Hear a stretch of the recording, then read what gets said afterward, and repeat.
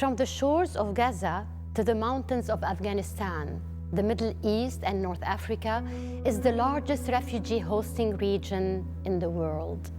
Millions are displaced or fleeing from war, ravaged countries to neighboring ones that are struggling with the economic and social scars of their own conflicts.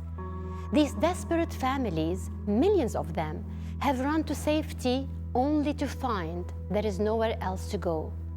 Living stagnant lives in tented camps or disappearing into the poorest areas of towns and cities, they are left to rebuild their lives in countries that are struggling to cope with their own impoverished populations.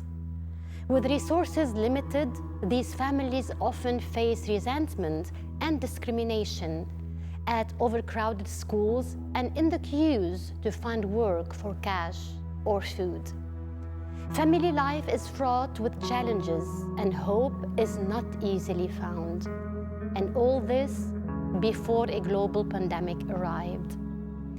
On this month's World Refugee Day, I ask you to join us in prayer for the millions of refugee families surviving this way across the Middle East and North Africa today.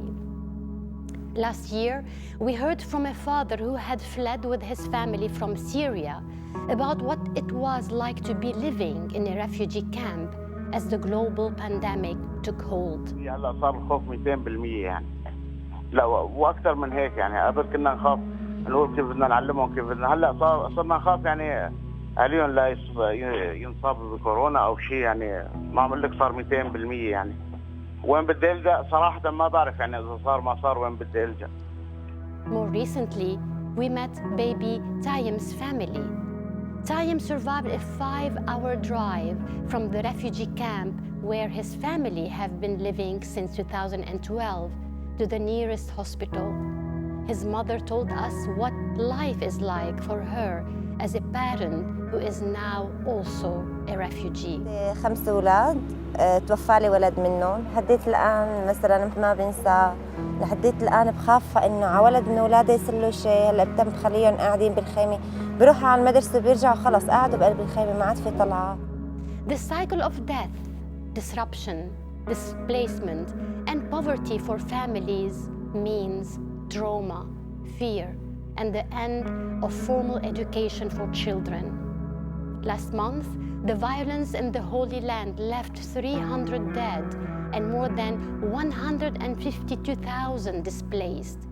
The conflict is no longer on our television screens, but thousands of lives lie in the rubble and somehow rebuilding must begin. Let us pray that the broken-hearted turn to His love and hope, and not to be hopelessness and revenge.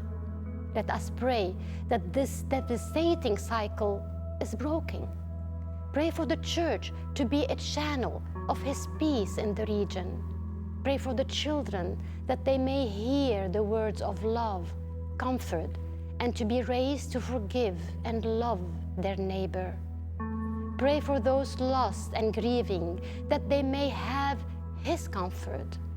Pray for His justice, His mercy, and His peace to reign across the Middle East and North Africa region.